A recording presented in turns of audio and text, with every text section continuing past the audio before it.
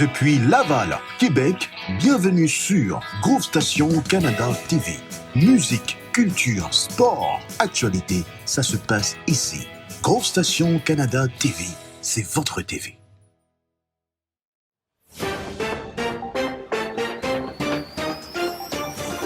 À tous les électeurs, candidats et partis politiques, restez connectés sur Groove Station Canada pour toutes les dernières informations sur les élections municipales du 7 novembre et les élections fédérales du 20 septembre. N'oubliez pas, votre bulletin de vote, c'est votre droit de parole.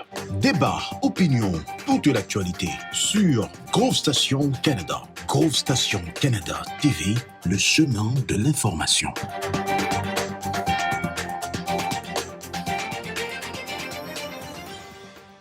Bienvenue sur Groove Station Canada. Comme vous savez, le 7 novembre, nous avons rendez-vous aux élections municipales. C'est avec plaisir aujourd'hui nous avons avec nous dans nos studios M. Stéphane Boyer. M. Stéphane Boyer, comment allez-vous? Très bien, merci. Et vous? Très bien, merci. Merci d'avoir accepté l'invitation sur Groove Station Canada. Ça fait plaisir. Une belle initiative. Merci. Et justement, le 7 novembre, les citoyens de Laval, ils ont rendez-vous pour choisir les conseillers ou le maire de Laval. Mais juste avant de parler des élections du 7 novembre, pour les citoyens, pour les nouveaux citoyens de Laval aussi, est-ce que c'est possible de faire une petite présentation de M. Stéphane Boyer? On sait qu'on voit votre biographie, vous avez travaillé dans le milieu de l'éducation et aussi présentement vous faites, je pense, un bac en finance et vous avez étudié aussi en communication et vous avez eu beaucoup d'expérience, si on parle du côté du Mexique, l'Afrique. Est-ce que c'est possible de faire un petit résumé pour nos citoyens? Oui, absolument. Ben, en fait, avant de me lancer en politique à Laval, j'ai touché à plusieurs choses. J'ai travaillé avec les milieux communautaires. J'ai travaillé aussi pour des programmes d'échange étudiants. Donc, accompagner des jeunes qui allaient étudier à l'étranger ou qui venaient étudier au Québec. Et j'ai aussi travaillé à l'étranger, que ce soit en Afrique du Sud ou au Mexique avec l'ONU. Dans mes premières années de mandat comme conseiller municipal, j'ai aussi eu une petite entreprise là, qui développait des applications mobiles pour le milieu de la santé. Donc, j'ai touché un peu à tout parce que je suis quelqu'un de curieux, j'aime m'intéresser à plein de choses, j'aime essayer de trouver des solutions à des enjeux de société et c'est ce qui m'a emmené aussi vers la politique, c'est de pouvoir faire des règlements ou des politiques publiques qui adressent des enjeux qui nous touchent au quotidien. Donc, moi, c'est cette passion-là pour la découverte, la curiosité envers ce qui nous entoure là, qui m'a emmené vers la politique. Wow, intéressant. Et on dit souvent les jeunes, ils n'ont pas vraiment l'intérêt à la politique. On peut voir que vous êtes jeune. Et d'où vient cette passion pour la politique? Oui, ben, en effet, des fois, on est cynique envers la politique. On a toujours en tête les mauvais exemples. Par exemple, comme à Laval, il y a eu tous les cas sur la corruption à l'époque Vaillancourt. Donc, des fois, les gens sont très cyniques envers la politique puis ils voient peut-être pas l'impact que ça a sur leur vie. Mais moi, ce que j'ai réalisé en voyageant un peu partout dans le monde, c'est qu'au contraire, quand tu as un gouvernement qui est corrompu ou quand tu n'as pas des bonnes politiques publiques en place, ben c'est là que ça va mal. C'est là que l'accès à l'éducation est difficile, que l'accès à la santé est difficile, que la pauvreté est présente. Donc, c'est vraiment, qu'on aime ou qu'on n'aime pas la politique, c'est vraiment quelque chose qui est important et qui est au cœur de nos vies. Et souvent, on dit les jeunes ne sont pas intéressés. Moi, je pense surtout que c'est que les jeunes, de plus en plus, manifestent leur intérêt pour la chose publique de manière différente. Autrefois, on prenait une carte de membre dans des partis politiques, puis on s'impliquait, puis on militait au sein d'un parti politique. Aujourd'hui, j'ai l'impression que les jeunes vont surtout se mobiliser pour des causes spécifiques, que ce soit l'environnement ou les droits humains, où il y a des enjeux qui viennent nous toucher. Puis on va plutôt se mobiliser en prenant la parole sur les réseaux sociaux, en allant à des manifestations, en s'impliquant dans un organisme communautaire. Donc, c'est peut-être une forme différente d'implication de la part des jeunes. Mais il y a des jeunes en politique, entre autres, là, au Mouvement Lavallois, on a plusieurs jeunes candidats, candidates. Présentement, par exemple, à Laval, à l'exécutif de la ville, parce que l'exécutif, c'est un petit peu... on a des conseils municipaux dans tous les quartiers. Et parmi tous les conseils municipaux, à Laval, il y en a 4, plus le maire, qui sont choisis pour siéger à l'exécutif. Ça, c'est des élus qui ont un rôle plus important au sein de la ville parce qu'ils sont au quotidien plus près de la gestion de la ville. Et à Laval, en ce moment, j'ai 2 autres collègues sur le comité exécutif qui sont dans la trentaine, début trentaine. Donc, il y a une belle jeunesse à Laval qui Alors, on peut s'implique en dire politique. qu'il y a vraiment une belle relève. Oui, absolument. Absolument. Et quand on parle de cette jeunesse-là, de cette relève en politique, et quand on regarde votre parcours, on parle de plusieurs voyages et siéger aussi dans plusieurs comités. Pourquoi la politique municipalité? Pourquoi la politique municipale? Je te dirais, justement, quand j'ai travaillé à l'étranger, j'ai commencé à avoir toutes ces réflexions-là et de réaliser à quel point, justement, que la corruption, c'est un frein au développement, de l'importance d'avoir des bonnes politiques publiques. Donc, c'est des réflexions que j'avais au niveau personnel. Et à l'époque, j'étais au Mexique en 2011. Je suis revenu au Québec en me disant, je vais commencer à m'intéresser à la politique puis voir qu'est-ce qui se passe en politique. Puis comme j'étais un gars de Laval, j'ai grandi à Laval, j'ai passé presque toute ma vie à Laval, c'était un peu naturel pour moi de commencer à aller au conseil de ville puis voir ce qui se passait au niveau de la ville. Et de fil en aiguille, là, j'étais au conseil de ville, j'ai commencé à m'impliquer avec le mouvement lavallois, qui était une coalition de citoyens mobilisés contre Vaillancourt. De plus en plus, il y avait des scandales de corruption qui sortaient, donc moi, ça venait vraiment heurter mes valeurs. Et c'est ça qui m'a vraiment incité de me dire, OK, il faut que je me lance, là, ça n'a pas de bon sens qu'il y ait de la corruption comme ça dans notre ville. Donc, c'est un peu de fil en aiguille là, que j'en suis venu à m'intéresser au palier municipal. Je trouve que tous les paliers de gouvernement sont intéressants. Mais ce qui est particulier au palier municipal, c'est que ça touche vraiment le quotidien de manière concrète. Plus proche du citoyen aussi. Ben, c'est les autobus, c'est les parcs, c'est la rue devant chez nous, exact. C'est même des fois, c'est le fédéral ou le provincial qui va financer le logement social, mais c'est souvent la ville qui va travailler directement avec les organismes qui vont construire les logements. Donc, ce qui est intéressant au niveau municipal, c'est qu'on est très près des gens, c'est très concret, puis ça touche un peu à tout. Le 7 novembre, les citoyens de Laval, ils ont rendez-vous et vous avez eu de la chance d'être maire suppléant. Présentement, notre maire, c'est M. Marc Demez. Comment a été cette expérience-là et pourquoi vous voulez continuer dans cette lancée? Oui, en effet. J'ai été élu conseiller municipal de Duvernay-Pont-Vieux en 2013. Dans mon premier mandat, j'ai aussi été président de la commission de l'environnement pour le Grand Montréal. Après ça, je suis retourné en élection en 2017. J'ai gagné mon élection. Et depuis ce temps-là, je suis en charge surtout des finances publiques, développement économique et aussi de remplacer le maire là, dans ses absences. Donc, c'est une belle expérience. Ça m'a donné la chance de faire le tour beaucoup de la ville, apprendre à connaître tous les dossiers. Et donc, aujourd'hui, j'ai une très bonne compréhension de tous les mécanismes de la ville, de tous les projets. Donc, c'est sûr que c'est une expérience qui est vraiment intéressante et que je veux mettre à profit si je suis élu maire le 7 novembre. Souvent, je dis, on a la chance au mouvement Lavallois d'avoir une équipe d'expérience. Puis dès le jour 1, au lendemain des élections, on va être prêt à aller de l'avant, on va être prêt à être en action. Parce que le gouvernement, c'est souvent complexe, ça prend du temps. C'est apprendre notre rôle, les mécanismes, comment ça fonctionne. Mais avec l'expérience que j'ai eue dans les dernières années, là, on est, comme on dit en anglais, on est hit the ground running. Aussitôt qu'on rentre en poste, on est prêt à partir. C'est possible de nous donner 2 à 3 priorités de votre programme si vous êtes élu le 7 novembre. Oui, absolument. Peut-être commencer avec la sécurité. En effet, Laval, c'est une grande ville, 3e plus grande ville au Québec, exact, qui grandit rapidement. On a vécu cet été des épisodes de tir, Montréal aussi, donc on voit qu'il semble y avoir une lutte entre gangs de rue en ce moment. Et donc, moi, dès que ça a commencé à Laval cet été, j'ai demandé à notre service de police de nous mettre un plan d'action à mettre en place. On a investi 1,2 million supplémentaires pour avoir justement dans une équipe dédiée au sein du service de police plus de ressources dédiées à lutter contre le trafic d'armes et le trafic d'armes et la situation avec les gangs de rue.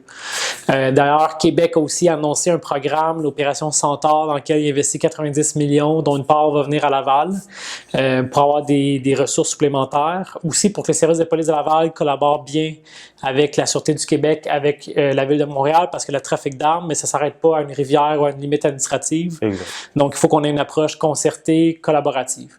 Ça étant dit, ça, c'est beaucoup de la c'est de l'action sur le terrain avec la police, mais je pense que la meilleure chose avant tout, c'est la prévention. C'est d'éviter que quelqu'un se rende à être dans une gang de rue. L'investissement dans votre jeunesse. C'est ça, exactement. Donc, on a, dans les 2 dernières années à Laval, on a créé un programme où on collabore avec nos organismes communautaires. On a fait une politique du développement social qu'on appelle.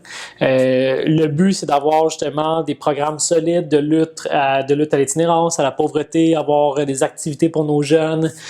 Donc, c'est tout un chapelet d'actions qu'on doit mettre en œuvre justement pour donner un beau milieu de vie.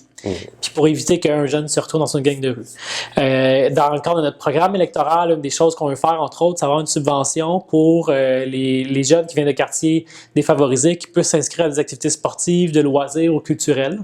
Donc ça va être un nouveau programme de subvention qu'on souhaite mettre de l'avant à Laval. Donc si on a un jeune qui veut jouer au hockey ou au football, mais qui n'a pas l'argent pour s'acheter l'équipement, ben la ville va pouvoir venir l'aider au final à développer cette passion-là puis pouvoir jouer le sport qu'il veut jouer.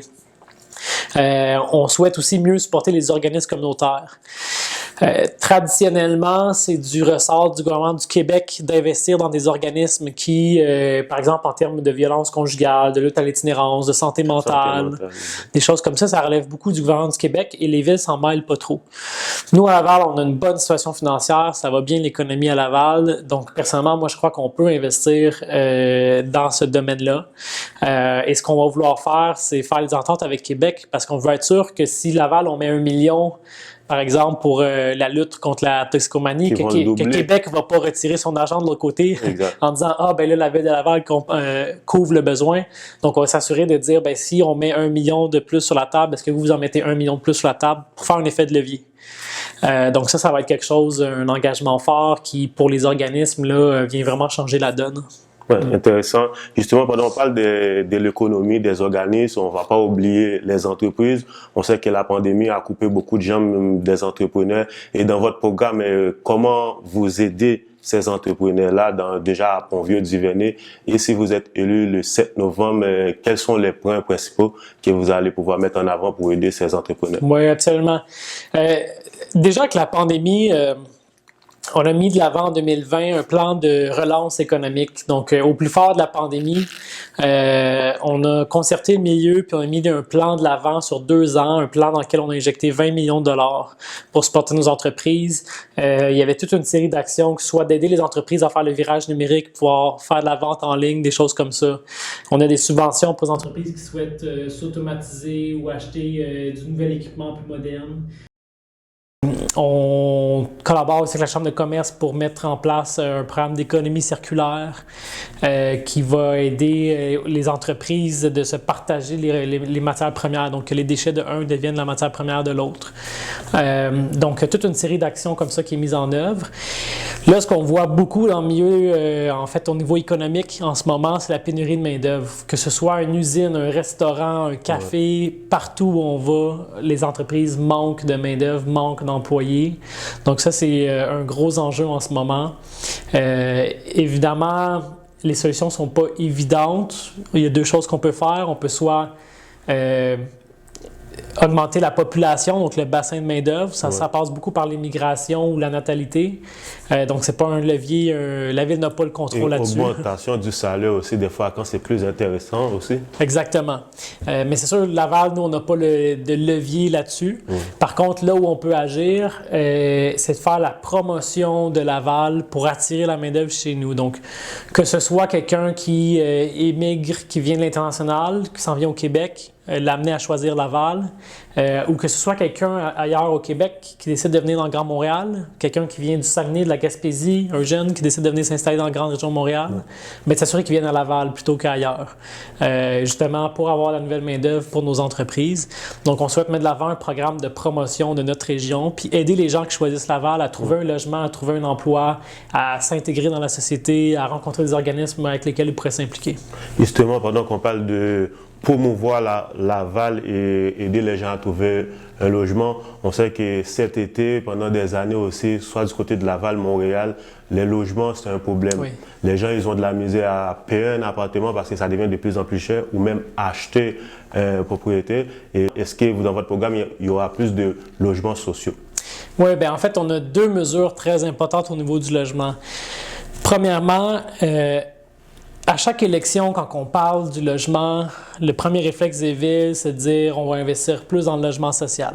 Puis c'est bien le logement social, mais ça adresse une seule partie de l'équation. La grande majorité de la population ne vit pas dans un logement social.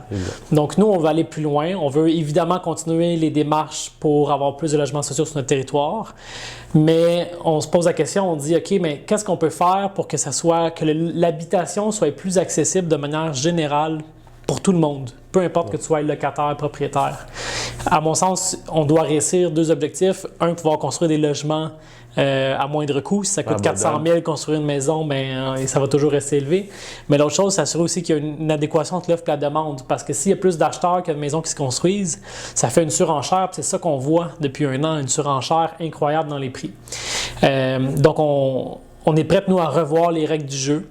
Et on se dit, il n'y a aucune ville qui seule peut régler cet enjeu-là. Donc, il va falloir qu'on travaille ensemble, les villes, il va falloir qu'on travaille avec les autres paliers de gouvernement. Qu'est-ce qu'on fait pour arrêter la spéculation immobilière? Qu'est-ce qu'on fait pour réduire les coûts de construction? Qu'est-ce qu'on fait pour adresser la pénurie de main-d'œuvre dans le milieu de la construction, la rareté de terrain, la complexité des règlements d'urbanisme? Donc, il y a beaucoup de choses qu'on doit mettre en œuvre.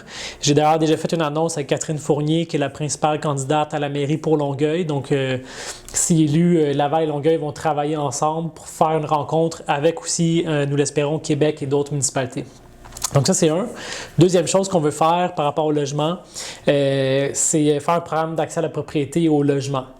Donc, on aimerait d'une part supporter, pour ce qui est des gens qui vivent en location, on aimerait supporter des OBNL, des organismes sans but lucratif qui construisent du logement, qui ne sont pas là pour faire du profit. Okay. Ça permet de faire du logement plus abordable à long terme.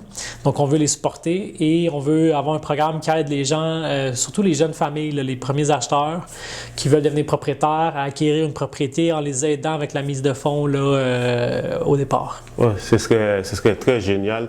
Et on ne peut pas passer cette entrevue-là sans parler de transport, sans parler de l'environnement. Je sais que la ville fait déjà beaucoup d'efforts et de ce côté-là, dans votre programme. Côté environnement, Laval a fait des pas de géant dans les dernières années. On a passé de 3 % de notre territoire protégé à 12 %. Donc, on a quadruplé la superficie de notre île, en fait des espaces protégés sur notre île. On a acquis 720 hectares de milieux naturels, soit des boisés, des berges. Ça, c'est l'équivalent de 2 à 3 fois la superficie du parc du Mont-Royal. Donc, c'est immense.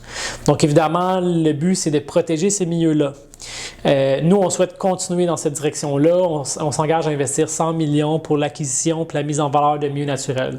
Donc, ça veut dire qu'on veut continuer à faire l'acquisition des boisés, des berges restantes à Laval pour les protéger, mais aussi pour les rendre accessibles à la population, pour qu'on puisse en profiter, pour qu'on puisse apprécier ces milieux-là. Donc, si on a un boisé, si on a une île, une berge, il faut qu'il y ait un sentier, des bancs publics, une toilette, pour qu'on puisse en profiter de ces beaux milieux naturels-là.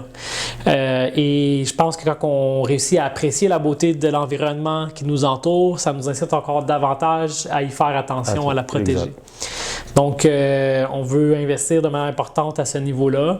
On va faire aussi un programme de plantation d'arbres. Donc, à Laval, c'est juste les maisons construites depuis 2002 qui ont l'obligation d'avoir un arbre devant leur maison. Mais évidemment, la plupart des maisons ont été construites avant 2002. Et ce qu'on constate, c'est qu'à peu près le quart des maisons sur notre territoire qui n'ont pas d'arbres. Donc, on veut faire un programme qui proposerait à tous les propriétaires de maisons qui n'ont pas d'arbres en façade que la ville en plante un devant chez eux. Donc, ça va augmenter la canopée, la présence d'arbres dans nos villes. On a aussi un nouveau règlement d'urbanisme qui va entrer en vigueur bientôt, dans lequel on force la plantation d'arbres, par exemple, dans les stationnements de centres d'achat, de commerce. Le règlement a des critères de construction aussi beaucoup plus élevés au niveau environnemental. On veut venir limiter l'ouverture de stations-service. On s'en va à l'électrification des voitures. C'est une évidence. Donc, on se dit que c'est plus nécessaire de construire de stations-service. On veut forcer, quand il y a la construction de nouveaux logements, qu'il y ait des bornes de recharge dans les cases de stationnement déjà. Parce que si j'habite dans un édifice à logement puis que le stationnement n'a pas de borne de recharge, je ne serais peut-être pas incité à m'acheter une voiture électrique si je suis dans l'étape de vie de me choisir une voiture. Donc, c'est des choses comme ça qu'on met de l'avant en ce moment puis qu'on veut poursuivre. Puis au niveau de la mobilité, on s'est beaucoup engagé dans les dernières années. On a donné le transport en commun gratuit pour les 65 ans et plus. On a travaillé à Québec pour avoir des voies réservées sur l'autoroute 15, l'autoroute 440, l'autoroute 13. Et ça, c'est en planification au ministère du Transport en ce moment. Il y a d'ailleurs des chantiers qui vont commencer sous peu pour commencer à construire les voies réservées pour les autobus. Donc, on veut poursuivre dans cette direction-là, entre autres, en prolongeant le boulevard Saint-Martin vers l'est, vers Saint-François, en intégrant un transport en commun pour mieux connecter Saint-François puis Saint-Vincent-de-Paul au reste de l'île, avoir une meilleure desserte en transport en commun. Puis peut-être je terminerai avec un dernier exemple parce qu'on a 67 engagements, donc il y en a plusieurs, je ne peux pas tous les mentionner aujourd'hui, mais peut-être un dernier exemple. On veut régler le problème du last mile. Le problème du last mile, c'est mis concrètement, disons que vous habitez à 1 ou 2 kilomètres d'une station de métro, vous n'allez peut-être pas vouloir le marcher s'il fait froid, s'il pleut, si vous êtes en talons hauts, si vous êtes pressé. Donc là, vous avez tendance à embarquer dans votre voiture pour vous rendre jusqu'au métro. Mais si au métro, il n'y a pas de stationnement, ce qui est en général le cas, vous finissez par vous rendre jusqu'à votre lieu de travail en voiture. Souvent. Donc, ce qu'on souhaite faire, c'est un service, on veut faire un projet pilote où est-ce qu'on aurait un service de navette sur demande électrique. Donc, si vous habitez à proximité, si votre quartier est mal desservi en transport en commun, mais vous habitez proche soit d'un axe d'autobus important ou d'un métro ou d'une gare de train, avoir cette navette-là qui pourrait rapidement, vous sortez de chez vous, vous êtes prêt à partir, vous l'appelez, puis ça vient vous chercher à la porte, puis ça vous amène au métro ou ça vous ramène vers l'arrêt d'autobus ou vers la gare de train. Pour s'assurer qu'on maximise le nombre de citoyens qui fait le choix du transport en commun. Oui. Puis d'ailleurs, à Laval, les gaz à effet de serre, ça 70%, ça vient des transports, ça vient des voitures. Oui. Donc, c'est vraiment important. C'est un beau projet pour l'environnement aussi. Absolument. Oui. On ne peut pas finir l'entrevue sans parler de la culture, la jeunesse, le sport. Et pour la culture, on sait que présentement, les festivals, quand on parle d'attirer des touristes à Laval, souvent c'est beaucoup d'activités culturelles qui vont attirer les touristes et aussi notre jeunesse par rapport au sport. Et j'ai vu quelquefois des pétitions qui passent sur les réseaux sociaux. Ils ont besoin de plus de structures, soit pour le basket, le soccer d'intérieur du côté de Laval. Et dans ce sens-là, quel est votre objectif, votre programme pour la culture et le sport en général? Oui. Côté culturel, encore une fois, on a fait des beaux progrès à Laval. Il y a eu la création de Culture Laval. On a investi des sommes additionnelles au niveau culturel.